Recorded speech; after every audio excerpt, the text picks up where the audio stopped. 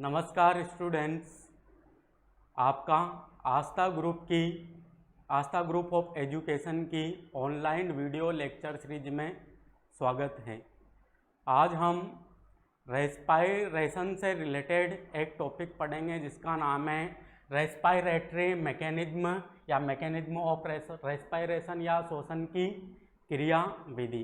पिछले जो video lecture थे उनके दौरान हमने यूनिट 3 को स्टार्ट किया था और यूनिट 3 में हमने रेस्पायरेशन का जनरल इंट्रोडक्शन और विभिन्न प्रकार के रेस्पायरेटरी सबस्ट्रेट श्वसन गुणांक के बारे में हमने बात की थी और एटीपी एडिनोसिन ट्राइफॉस्फेट या हाई एनर्जी रिच मॉलिक्यूल्स के बारे में स्टडी किया था। आज हम एक नया टॉपिक पढ़ेंगे जिसका नाम है श्वसन की क्रियाविधि या मैकेनिज्म ऑफ रेस्पायरेशन।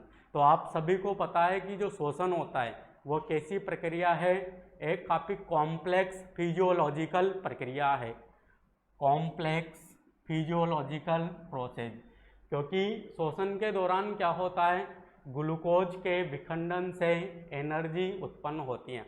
हमने रेस्पायरेशन की एक रिएक्शन लिखी थी, वहाँ पर क्या करवाया था हमने, जो ग्लूकोज था उसका ऑक्सीजन की उपस्थिति या अनुपस्थिति में विखंडन होकर ऊर्जा प्राप्त होना ही क्या कहलाता है, रेस्पायरेशन कहलाता है। तो ये था रेस्पायरेशन की एक समीकरण जिसमें क्या था, CO2 मिला था हमें और H2O मिला था और यहाँ पर क्या मिली थी हमें, एनर्जी जो कि ATP के फॉर्म में मुक्त हो रही थी।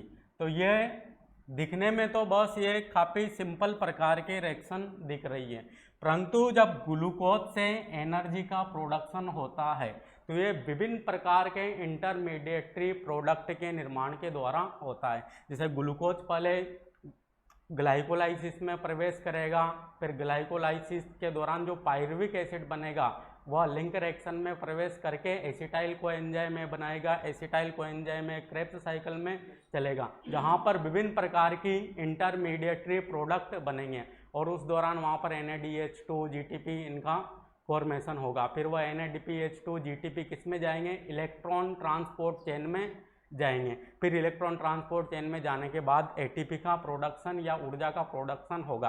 तो दिखने में तो यह काफ़ी सिंपल प्रकार की रिएक्शन दिख रही है, परंतु ग्लूकोज से जब एनर्जी बनेगी तो ये विभिन्न प्रकार के इंटरमीडिएटरी प्रोडक्ट के निर्माण के द्वारा बनती है। तो हम यहाँ से ये कह सकते हैं कि श्वसन एक काफ़ी कॉम्प्लेक्स फिजियोलॉजिकल प्रोसेस होती है और श्वसन के दौरान हम क्या करते हैं, विभिन्न प्रकार के जो कार्बनिक पदार्थ हैं जैसे कार्बनिक अम्ल हुआ या विभिन्न प्रकार के जो रेस्पायरेटरी सबस्ट्रेट हैं इनका उपयोग करते हैं, क्योंकि इनका उपयोग श्वसन की क्रिया में किया जाता है।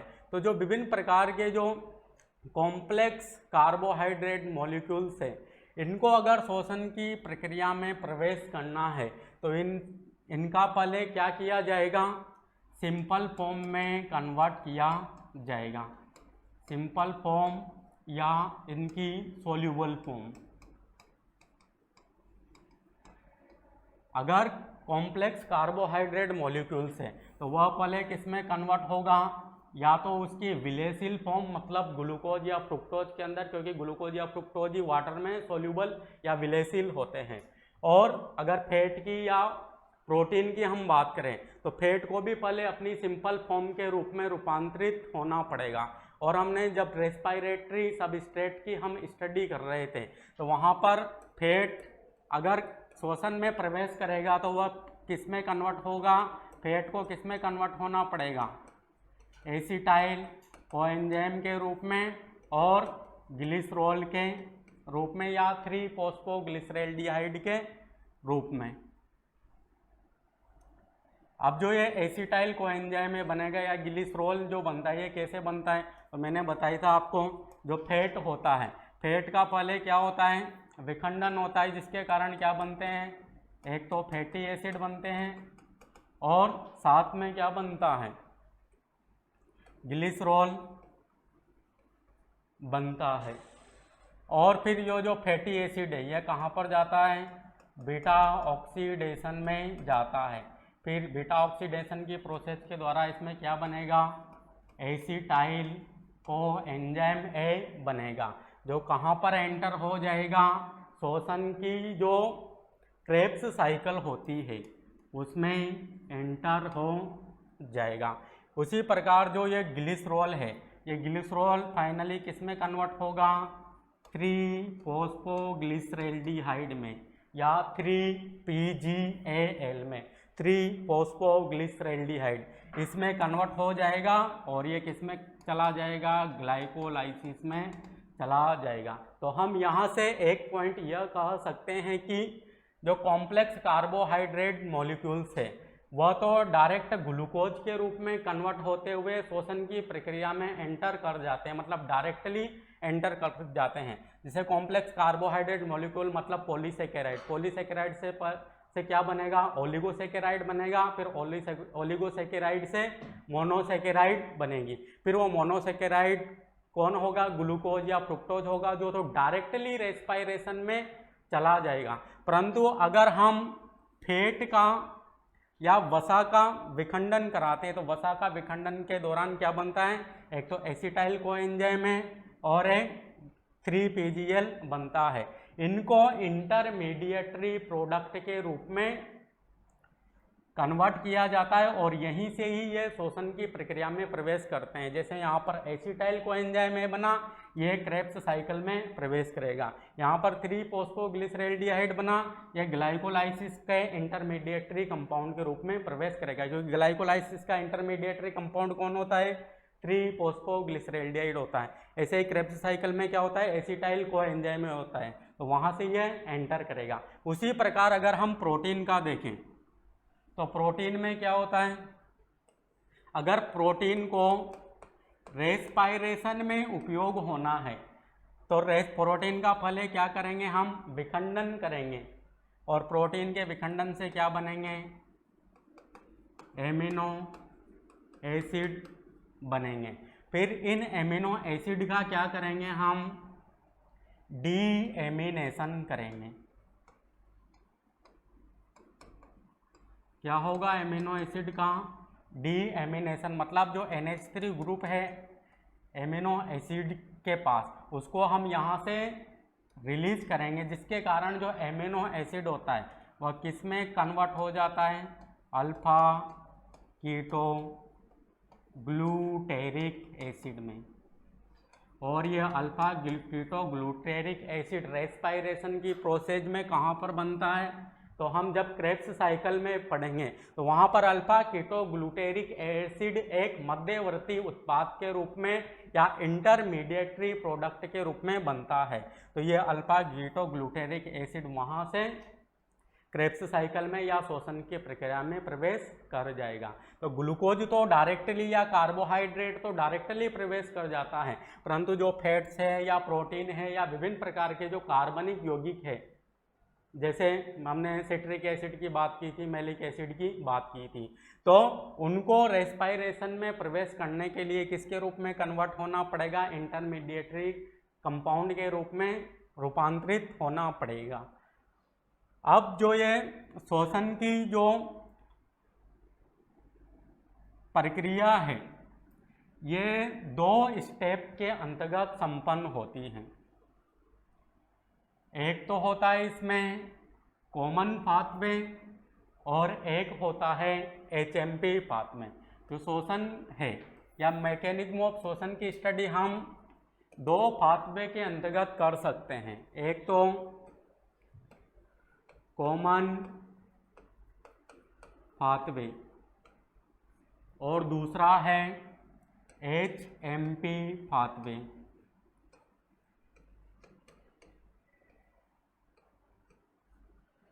कॉमन पाथवे या सामान्य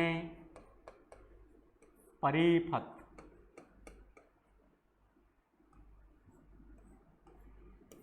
और HMP पाथवे का मतलब होता है हेक्सोज मोनो फॉस्फेट पाथवे।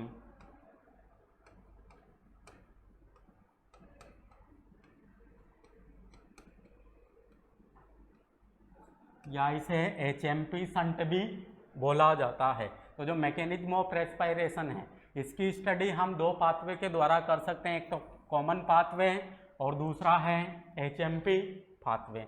अब जो एक कॉमन पाथवे होता है ये नॉर्मली कोशिका में हमेशा ही चलता रहता है। इसके अंतर्गत 3 स्टेप सम्मिलित की जाती हैं। एक तो कौन सी, एक है ग्लाइकोलाइसिस पाथवे या ग्लाइकोलाइसिस, दूसरी है क्रेब्स साइकिल और थर्ड है इलेक्ट्रॉन ट्रांसपोर्ट चेन या इलेक्ट्रॉन ट्रांसपोर्ट सिस्टम।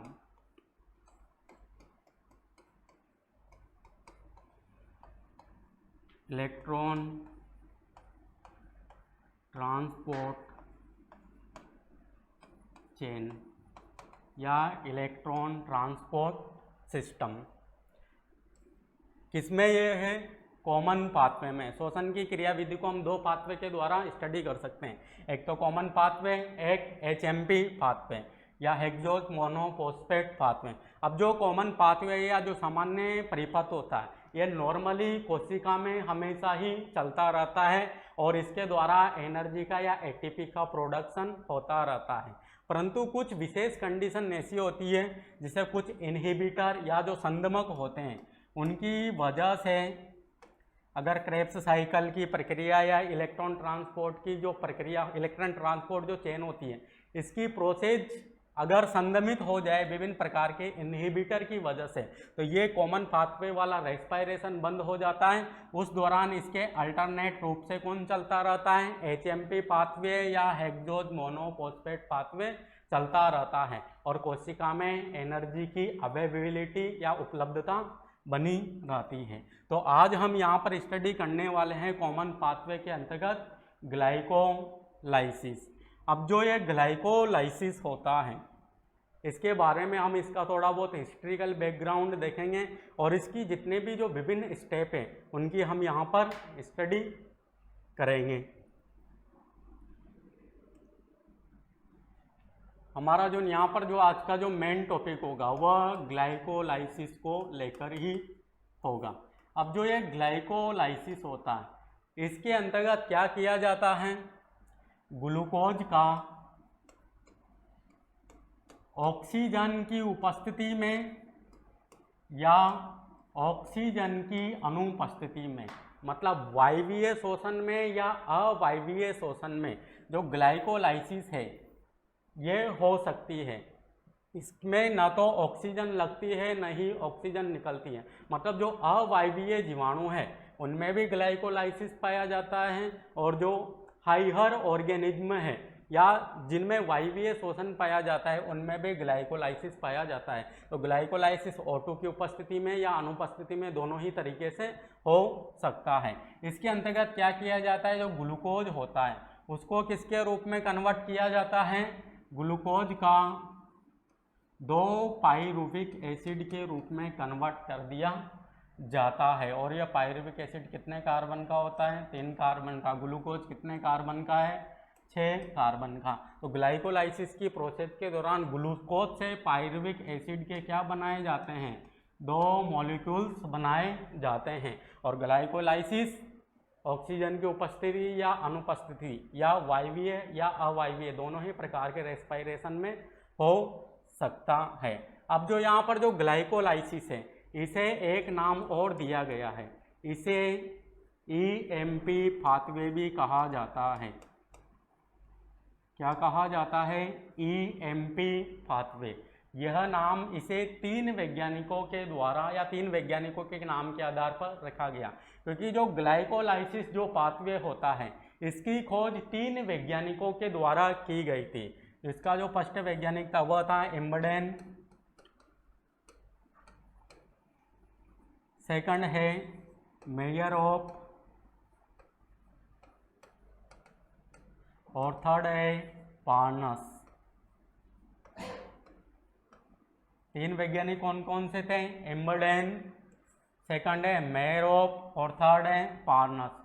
3 वैज्ञानिकों के नाम के आधार पर इसे क्या कहते हैं, हम EMP पाथवे कहते हैं। और इसमें क्या होता है, ऑक्सीजन की उपस्थिति या अनुपस्थिति में क्या होता है, ग्लूकोज का 2 पाइरुविक एसिड में विखंडन होता है या पाइरुविक एसिड के 2 मॉलिक्यूल्स का यहाँ पर निर्माण होता है। अब हम ग्लाइकोलाइसिस की विभिन्न स्टेप्स को यहाँ पर देखेंगे। वैसे तो जो ग्लाइकोलाइसिस होता है इसमें हमें 3 स्टेप देखने को मिलेगी। एक तो इसमें क्या होगा, फॉस्फोराइलेशन होगा,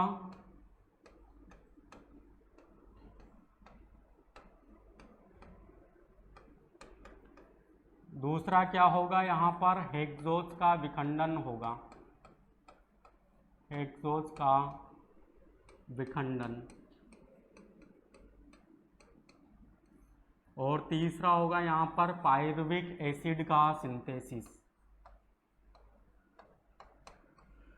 पायरुविक एसिड का सिंथेसिस।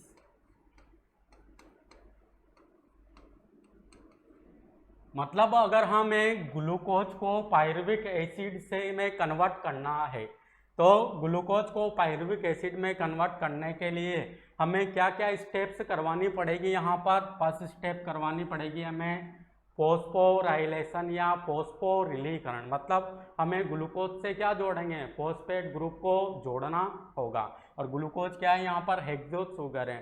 फिर जो सेकंड स्टेप करवानी पड़ेगी वो कौन सी होगी, हेक्सोज का विखंडन। अब हमें ग्लूकोज से जो फॉस्फेट जोड़ने के बाद जो फ्रुक्टोज 1,6 बाइफॉस्फेट बनेगा फाइनली जाकर, उसका क्या करेंगे, हम विखंडन करेंगे, मतलब हेक्सोज का विखंडन करेंगे, जिसके कारण जो फ्रुक्टोज 1,6 बाइफॉस्फेट है उससे डाइहाइड्रोक्सी एसीटोन फॉस्फेट या फॉस्फोग्लिसरैल्डिहाइड जैसे यौगिक बनेंगे, तो वहाँ पर हेक्सोज का विखंडन हो जाएगा।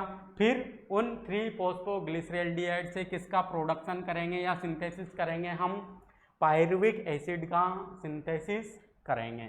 और पायरुविक एसिड कितने मोल बनेंगे, यहाँ पर 2 मोल बनेंगे। अगर 1 मोल ग्लूकोज लेंगे तो पायरुविक एसिड के यहाँ पर 2 मोल हमें देखने को मिलेंगे।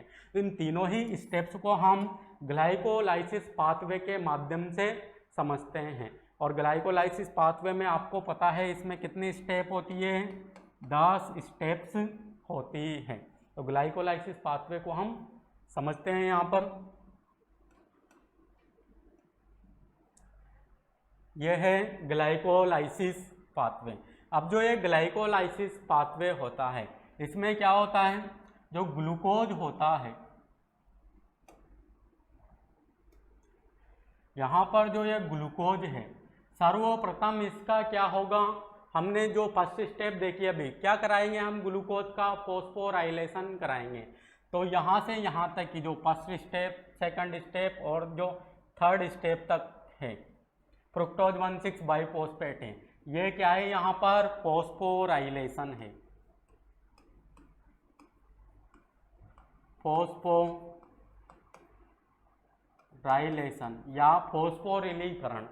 इसमें दौरान क्या करेंगे, ग्लूकोज के साथ हम क्या जोड़ेंगे, एक फॉस्फेट ग्रुप जोड़ेंगे, और वह फॉस्फेट ग्रुप किस एंजाइम की उपस्थिति में जोड़ा जाता है, काइनेज एंजाइम की उपस्थिति में जोड़ा जाता है।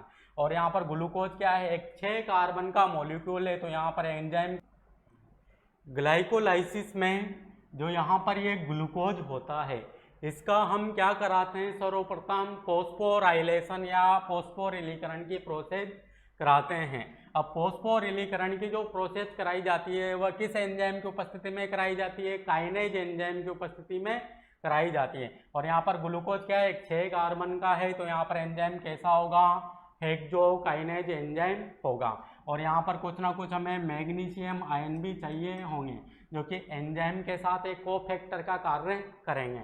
और इस दौरान जो एटीपी होता है ये फॉस्फेट डोनर का कार्य करता है, और एटीपी फॉस्फेट देकर एडीपी में कन्वर्ट हो जाता है। और इसी दौरान क्या होगा, ग्लूकोज से ग्लूकोज 6 फॉस्फेट का निर्माण हो जाएगा। अब ये ग्लूकोज 6 फॉस्फेट का निर्माण क्यों किया हमने, तो आप सभी को पता होगा, जैसे ये हमारी कोशिका है, और आपको पता है कोशिका की बाह्य सतह पर कौन सा चार्ज होता है, पॉजिटिव चार्ज ज़्यादा होता है, क्योंकि कोशिका की सतह पर सोडियम आयन ज़्यादा मात्रा में पाए जाते हैं, जबकि आंतरिक सतह पर सोडियम आयन क्या पाए जाते हैं, कम पाए जाते हैं। तो आंतरिक सतह पर क्या होता है, इसके माइनस होता है। जैसे ही ग्लूकोज कोशिका के अंदर प्रवेश करेगा, उसके ऊपर हेक्सोकाइनेज एंजाइम की उपस्थिति में क्या जोड़ दिया जाएगा, एक फॉस्फेट जोड़ दिया जाएगा, जो कि कौन सी पोजीशन पर जुड़ेगा, उसकी 6 पोजीशन पर जुड़ेगा, जिसके कारण ग्लूकोज 6 फॉस्फेट का निर्माण हो जाएगा। अब मेरा क्वेश्चन यह है कि हमने ग्लूकोज 6 फॉस्फेट का निर्माण क्यों किया। तो आप सभी को पता होगा जो फॉस्फेट है इसके ऊपर क्या होते हैं, नेगेटिव चार्ज ज़्यादा मात्रा में उपस्थित होता है, और नेगेटिव चार्ज ज़्यादा होने के कारण कोशिका के अंदर भी क्या है, नेगेटिव चार्ज है। तो इसके ऊपर भी, ग्लूकोज के ऊपर भी क्या हो गया, नेगेटिव चार्ज हो गया है। तो नेगेटिव चार्ज आपस में क्या करेंगे, एक दूसरे को प्रतिकर्षित करेंगे, जिसके कारण जो है ग्लूकोज का जो मॉलिक्यूल्स है वापस कोशिका से बाहर नहीं जा सकता। इसी कारण इसका तुरंत आते ही क्या कर दिया जाता है, एक फॉस्फेट ग्रुप को यहाँ पर ऐड कर दिया जाता है। और ये तो आप याद ही रख सकते हो, कोशिका के बाह्य सतह पर पॉजिटिव चार्ज क्यों है, क्योंकि हमारी सेल्स की उत्पत्ति कहाँ से हुई है, एक मेराइन सेल्स या समुद्री कोशिका से हुई है। और समुद्र में क्या होते हैं, लवण ज़्यादा मात्रा में होते हैं। लवण का मतलब क्या होता है, सोडियम आयन। तो बाहर की सतह पर तो सोडियम आयन क्या है, ज़्यादा है, अंदर वाली सतह पर सोडियम आयन कम है। इसी कारण अंदर वाली सतह पर क्या है, नेगेटिव चार्ज ज़्यादा मात्रा में है। और यहाँ के ग्लूकोज का नेगेटिव चार्ज और कोशिका का जो मेम्ब्रेन है उसका नेगेटिव चार्ज एक दूसरे को प्रतिकर्षित करेंगे, जिसके कारण ग्लूकोज का मॉलिक्यूल कोशिका से बाहर ही नहीं निकल पाएगा और कोशिका के अंदर ही इसे रेस्पिरेटरी सबस्ट्रेट के रूप में प्रयुक्त कर लिया जाएगा। अब यहाँ पर क्या हो गया, ग्लूकोज से क्या बना दिया हमने, ग्लूकोज 6 फॉस्फेट बना दिया। अब जो ये ग्लूकोज 6 फॉस्फेट है इसका क्या करेंगे, हम आइसोमराइजेशन करेंगे। और आइसोमराइजेशन किस एंजाइम की उपस्थिति में किया जाता है, आइसोमरेज एंजाइम की उपस्थिति में किया जाता है। और यहाँ पर क्या है, ग्लूकोज है और ग्लूकोज के साथ फॉस्फेट भी जुड़ा हुआ है। तो फॉस्फो ग्लूको आइसोमरेज एंजाइम की उपस्थिति में इसका क्या किया जाता है, आइसोमराइजेशन किया जाता है। और आइसोमराइज होकर ये किसके रूप में कन्वर्ट हो जाएगा, फ्रुक्टोज 6 फॉस्फेट में कन्वर्ट हो जाएगा। और आप सभी को पता होगा ग्लूकोज का जो समावयवी है वह कौन है, फ्रुक्टोज है। तो ग्लूकोज 6 फॉस्फेट आइसोमराइज होकर फ्रुक्टोज 6 फॉस्फेट के रूप में कन्वर्ट हो जाएगा। अब यहाँ पर जो ये फ्रुक्टोज 6 फॉस्फेट बना है इसका वापस से काइनेज एंजाइम की उपस्थिति में फॉस्फोराइलेशन होता है, जिसके कारण फ्रुक्टोज 1,6 बाइफॉस्फेट में कन्वर्ट हो जाता है। और ये किस एंजाइम की उपस्थिति में होगा, काइनेज एंजाइम की उपस्थिति में होगा। तो यहाँ पर फ्रुक्टोज है तो फॉस्फोफ्रुक्टोकाइनेज एंजाइम की उपस्थिति में होगा। और यहाँ पर भी क्या होगा, एक एटीपी की हमें ज़रूरत पड़ेगी। तो एक एटीपी तो यहाँ पर काम आ गई, एक एटीपी यहाँ पर काम आ गई, तो 2 एटीपी तो हमारे पास यहाँ पर खर्च हो गए। तो जो यहाँ पर जो फॉस्फोराइलेशन की प्रोसेस हो रही है उस दौरान क्या चाहिए हमें, या कोशिका में ग्लाइकोलाइसिस को क्या चाहिए, 2 एटीपी चाहिए। तो 2 एटीपी का खर्चा तो किस में आता है, फॉस्फोराइलेशन में। और ग्लूकोज का जब फॉस्फोराइलेशन होता है तो फाइनली क्या बन जाता है, फ्रुक्टोज 1,6 बाइफॉस्फेट का निर्माण हो जाता है। अब इस फ्रुक्टोज 1,6 बाइफॉस्फेट का क्या कराएंगे, हम विखंडन कराएंगे। और विखंडन कराते हैं तो उसे क्या बोला जाता है, हेक्सोज का विखंडन। यहाँ पर क्या होगा, हेक्सोज का विखंडन। हेक्सोज का विखंडन मतलब यहाँ पर जो फ्रुक्टोज 1,6 बाइफॉस्फेट है ये क्या है, एक 6 कार्बन का सुगर्स है जिसे क्या कहते हैं हम, हेक्सोज। इसका विखंडन कराएंगे तो कौन से एंजाइम की हेल्प लेंगे, यहाँ पर जो ये फ्रुक्टोज 1,6 बाइफॉस्फेट बना है इसका क्या करवाएंगे हम, डिग्रेडेशन कराएंगे। क्योंकि सेकंड पॉइंट क्या था हमारा, डिग्रेडेशन ऑफ हेक्सोज शुगर या हेक्सोज शर्करा का विखंडन। और फ्रुक्टोज भी क्या है, एक हेक्सोज शर्करा है, तो इसका क्या कराएंगे, डिग्रेडेशन कराएंगे। तो इसका विखंडन कराने के लिए कौन से एंजाइम की हेल्प लेंगे हम, यहाँ पर एल्डोलेज एंजाइम की हेल्प लेंगे। और एल्डोलेज एंजाइम की उपस्थिति में जो ये फ्रुक्टोज 1,6 बाईफॉस्फेट था ये किसके रूप में कन्वर्ट हो जाएगा 3-फॉस्फोग्लिसरैल्डिहाइड के रूप में या ग्लिसरैल्डिहाइड 3-फॉस्फेट के रूप में और डाईहाइड्रोक्सी एसीटोन फॉस्फेट या DHAP के रूप में कन्वर्ट हो जाएगा। और यहाँ पर जो ये ग्लिसरैल्डिहाइड 3-फॉस्फेट है या फॉस्फोग्लिसरैल्डिहाइड है या इसे हम 3-PGL भी बोल सकते हैं, ये क्या करता है आइसोमरेज एंजाइम की उपस्थिति में या फॉस्फोट्रायोज आइसोमरेज, यहाँ पर जो एंजाइम होता है वो होता है फॉस्फोट्रायोज आइसोमरेज, उसकी उपस्थिति में ये इसके समावयवी डाईहाइड्रोक्सी एसीटोन फॉस्फेट में कन्वर्ट होता रहता है और डाईहाइड्रोक्सी एसीटोन फॉस्फेट भी इसमें कन्वर्ट होता रहता है। मतलब ये एक दूसरे में चेंजेबल बने रहते हैं या रूपांतरित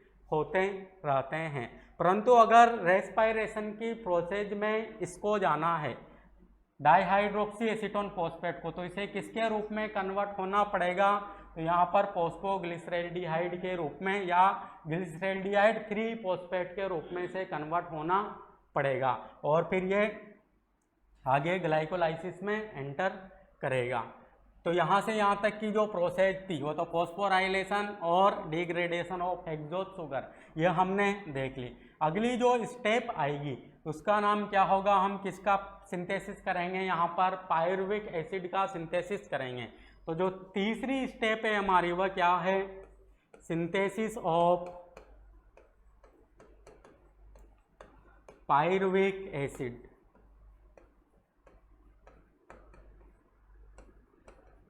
सिंथेसिस ऑफ पायरुविक एसिड या पायरुविक एसिड का संश्लेषण। अब जो यहाँ पर 3-PGAL या 3-फॉस्फोग्लिसरैल्डिहाइड बना है ये इसका क्या होगा, ट्रायोज फॉस्फेट डिहाइड्रोजिनेज एंजाइम की उपस्थिति में किसके रूप में कन्वर्ट हो जाएगा, यह 1,3-बाईफॉस्फोग्लिसरैल्डिहाइड या 1,3-बाईफॉस्फोग्लिसरेट में यह चेंज हो जाएगा। यहाँ पर जो 3-PGAL है पहले तो इसके साथ एक फॉस्फेट या इनऑर्गेनिक फॉस्फेट जुड़ेगा, इसके साथ क्या जुड़ेगा, एक H3PO4 जुड़ेगा, जिसके कारण जो ग्लिसरैल्डिहाइड 3-फॉस्फेट है ये 1,3-बाईफॉस्फोग्लिसरैल्डिहाइड में चेंज हो जाएगा।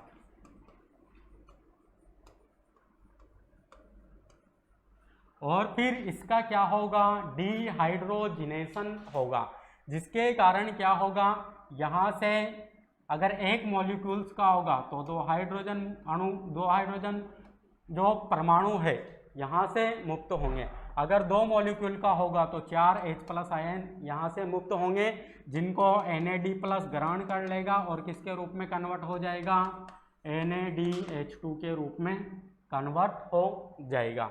तो यहाँ पर जो 3-फॉस्फोग्लिसरैल्डिहाइड है इसके साथ तो पहले एक फॉस्फेट जुड़ेगा, जिसके कारण 1,3-बाईफॉस्फोग्लिसरैल्डिहाइड बनेगा।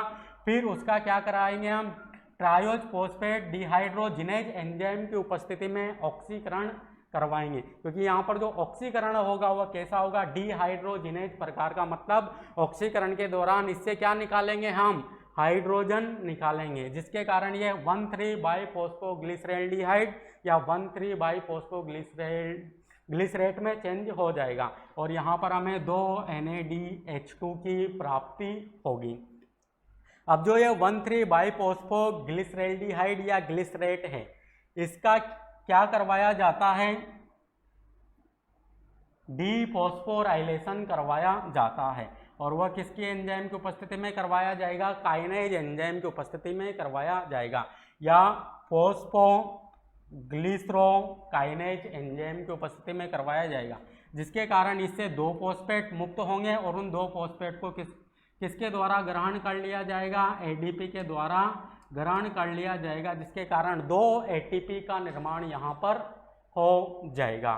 फिर जैसे ही इससे फॉस्फेट मुक्त होगा 1,3-बाईफॉस्फोग्लिसरेट से ये किस में कन्वर्ट हो जाएगा, 3-फॉस्फोग्लिसरेट में कन्वर्ट हो जाएगा। अब 3-फॉस्फोग्लिसरेट का क्या करवाएंगे हम, फॉस्फोग्लिसरोम्यूटेज एंजाइम की उपस्थिति में इसका जो फॉस्फेट समूह है वह कौन सी पोजीशन पर है, 3rd वाली पोजीशन पर है, तो उसको वहाँ पर 2 वाली या दूसरी वाली पोजीशन पर हम यहाँ पर ले आएंगे, जिसके कारण ये किस में कन्वर्ट हो जाएगा, 2-फॉस्फोग्लिसरिक एसिड में कन्वर्ट हो जाएगा।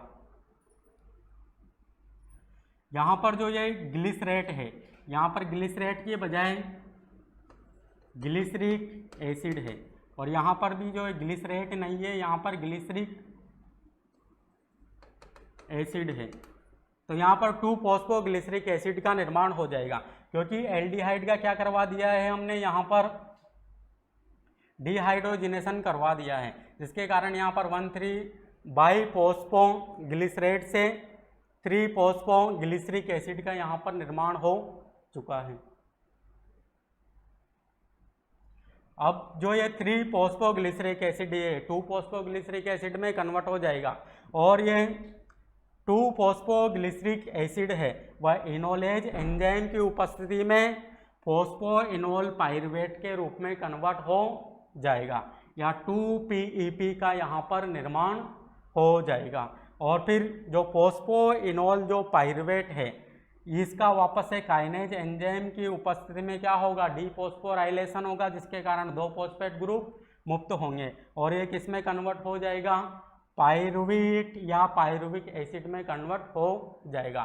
तो इस प्रकार यहाँ पर ग्लूकोज से क्या प्राप्त हो जाएंगे, हमें पाइरुविक एसिड या पाइरुवेट मॉलिक्यूल्स प्राप्त हो जाएंगे, जिनका नंबर कितना होगा, 2 मॉलिक्यूल्स होगा, या 2 अणु पाइरुविक एसिड के हमें यहाँ पर प्राप्त हो जाएंगे, और 2 ATP यहाँ पर बन रहे हैं, 2 ATP यहाँ पर बन रहे हैं, और 2 NADH2 यहाँ पर बन रहे हैं। तो ऊर्जा कितनी मात्रा में मिली है, यहाँ पर एक NADH2 से 3 ATP प्राप्त होते हैं, तो 2 से कितने होंगे, 6 ATP प्राप्त होंगे, और 2 ATP यहाँ पर मिल रहे हैं, तो 4 ATP यहाँ पर मिल रहे हैं, तो टोटल कितने ATP मिल जाएंगे, ग्लाइकोलाइसिस के दौरान हमें 10 ATP मिल जाएंगे, जिसमें से हमारा यहाँ पर खर्चा कितना हुआ है, फॉस्फोराइलेशन के दौरान 2 ATP का खर्चा हुआ है। तो टोटल जो गेन है, जब हम इस खर्च को माइनस कर दे तो टोटल जो एनर्जी बनती है वह कितनी बनती है, ग्लाइकोलाइसिस में 8 ATP बनती हैं, जिसमें से 4 ATP तो हमें डायरेक्ट फॉस्फोराइलेशन द्वारा मिल जाती है। अगर 2 में से 2 खर्च भी करते हैं तो 2 ATP तो डायरेक्ट फॉस्फोराइलेशन या सबस्ट्रेट लेवल फॉस्फोराइलेशन से हमें मिल जाती हैं। अब जो यहाँ पर ग्लूकोज से हमने जो पाइरुविक एसिड का निर्माण किया है, इसमें एक तो सबस्ट्रेट लेवल फॉस्फोराइलेशन से हमें क्या मिल रही है, एनर्जी मिल रही है, क्योंकि अगर हम सबस्ट्रेट का क्या कराते हैं, सबस्ट्रेट से डायरेक्ट एनर्जी हमें प्राप्त हो जाती है बिना ETS के, मतलब यहाँ पर तो जो NADH2 बन रहा है ये तो आगे जाकर इलेक्ट्रॉन ट्रांसपोर्ट चेन में जाएगा और वहाँ पर NADH2 से ATP बनेंगे, परंतु यहाँ पर हमें सबस्ट्रेट या क्रियाधार से जो डायरेक्ट एनर्जी मिल रही है वह कितनी है, 4 ATP है, जिसमें 2 काम आ गई, केवल 2 बची है हमारे पास, तो 2 ATP सबस्ट्रेट लेवल फॉस्फोराइलेशन से हमें यहाँ पर प्राप्त हो जाएंगे। यहाँ एक करेक्शन करना आप, यहाँ पर जो 1,3-बाइफॉस्फोग्लिसरेट लिखा हुआ है यहाँ पर क्या आएगा, ग्लिसरिक एसिड आएगा, क्योंकि यहाँ डायग्राम में थोड़ा मिस्टेक है, इसका जो फ्लोट चार्ट है इसमें थोड़ा बहुत मिस्टेक हुआ है। तो यहाँ पर 1,3-बाइफॉस्फोग्लिसरिक एसिड बनेगा, फिर 3-फॉस्फोग्लिसरिक एसिड बनेगा, फिर 2-फॉस्फोग्लिसरिक एसिड बनेगा, और फिर 2-फॉस्फोइनोल पाइरुवेट बनेगा, और फिर 2-फॉस्फोइनोल पाइरुवेट से पाइरुवेट बनेगा। तो यहाँ पर अगर इसमें एनर्जी की बात करें हम, तो एनर्जी कितनी मात्रा में हमें प्राप्त होती है, कितनी मात्रा में खर्च होती है ग्लाइकोलाइसिस पाथवे के दौरान।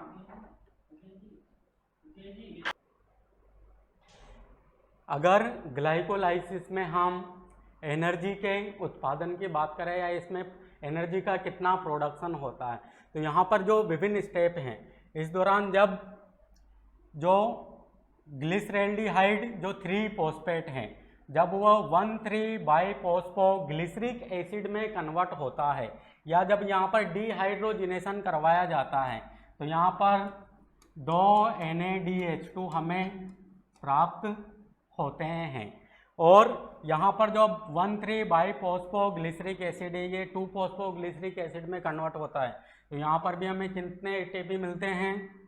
2 ATP मिलते हैं। और जब फॉस्फोइनोल पाइरुवेट जब पाइरुवेट में कन्वर्ट होता है तो यहाँ पर भी हमें 2 ATP मिलते हैं, क्योंकि यहाँ पर कितने मॉलिक्यूल्स हैं? 2 मॉलिक्यूल्स है। एक मॉलिक्यूल से एक NaDH2 एक ATP यहाँ पर, एक ATP यहाँ पर मिलेगा, परंतु यहाँ पर 2 मॉलिक्यूल से शुरू से ही तो 2 मॉलिक्यूल्स मिलेंगे। तो टोटल एनर्जी की बात करें अगर हम ग्लाइकोलाइसिस में तो कितनी हो जाएगी? 2 NaDH2 से कितने ATP मिलेंगे? 6 ATP मिलेंगे। और 4 ATP यहाँ के, तो टोटल कितने ATP हो जाएंगे? 10 ATP हो जाएंगे। इनमें से जो ये 4 ATP है ये हमें डायरेक्ट मिल रहे हैं या डायरेक्ट फॉस्फोराइलेशन की प्रोसेस के द्वारा मिल रहे हैं।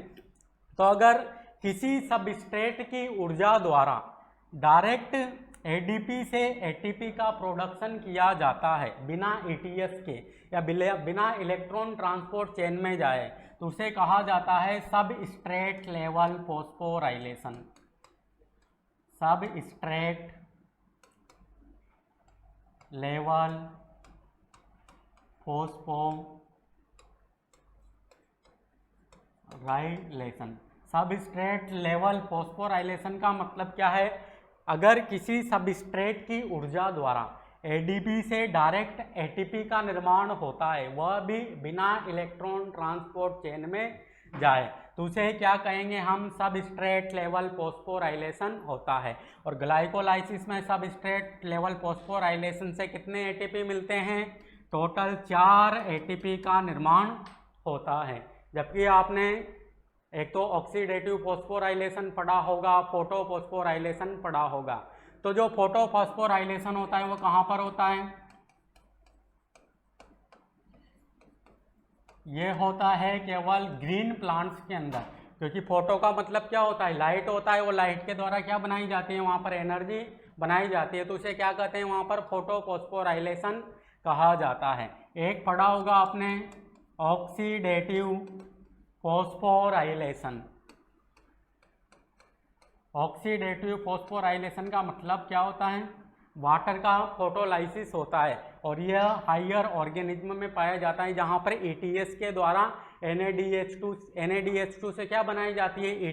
ATP बनाई जाती है। उसे ऑक्सीडेटिव फॉस्फोराइलेशन कहा जाता है और इसमें ऑक्सीजन का उपयोग किया जाता है, इसी कारण इसे ऑक्सीडेटिव फॉस्फोराइलेशन भी कहा जाता है। तो 3 प्रकार के फॉस्फोराइलेशन हमें प्लांट सेल्स के अंदर देखने को मिलते हैं। एक तो ऑक्सीडेटिव फॉस्फोराइलेशन, एक फोटो फॉस्फोराइलेशन, एक सबस्ट्रेट लेवल फॉस्फोराइलेशन। और जो ये सबस्ट्रेट लेवल फॉस्फोराइलेशन और ऑक्सीडेटिव फॉस्फोराइलेशन होता है ये तो रेस्पायरेशन के दौरान देखने को मिलेंगे, और जो फोटो फॉस्फोराइलेशन होता है वो प्रकाश संश्लेषण के दौरान हमें देखने को मिलेंगे। अब यहाँ पर जो हमने विभिन्न प्रकार के इंटरमीडिएटरी जो कंपाउंड बनाए हैं, जैसे यहाँ पर हमने बनाया 3PGL या 3-फॉस्फोग्लिसरैल्डिहाइड, यहाँ पर हमने पाइरुविक एसिड का भी निर्माण किया है और हमने यहाँ पर फॉस्फोइनोल पाइरुवेट का भी निर्माण किया है। तो ये जो विभिन्न प्रकार के जो इंटरमीडिएटरी जो पदार्थ है ये विभिन्न प्रकार की संश्लेषी क्रियाओं में प्रयुक्त होते हैं। जैसे यहाँ पर 3-फॉस्फो जो ग्लिसरैल्डिहाइड है ये किसके रूप में कन्वर्ट हो जाता है? आगे जाकर ग्लिसरॉल में कन्वर्ट हो जाता है। फिर ग्लिसरॉल कहाँ पर जाता है?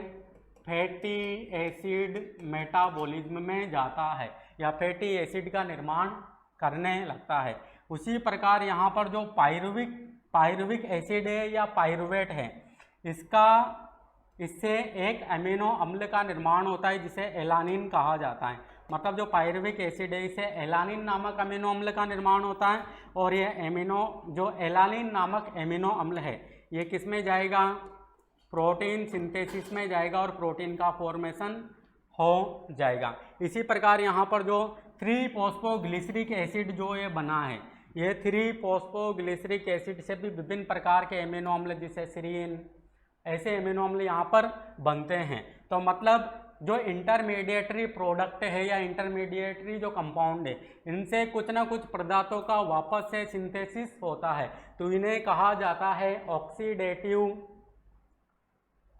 रीसिंथेसिस, या इसे कैटाबॉलिक रीसिंथेसिस भी कहा जाता है, या ऑक्सीडेटिव एनाबॉलिज्म। क्या कहा जाता है, ऑक्सीडेटिव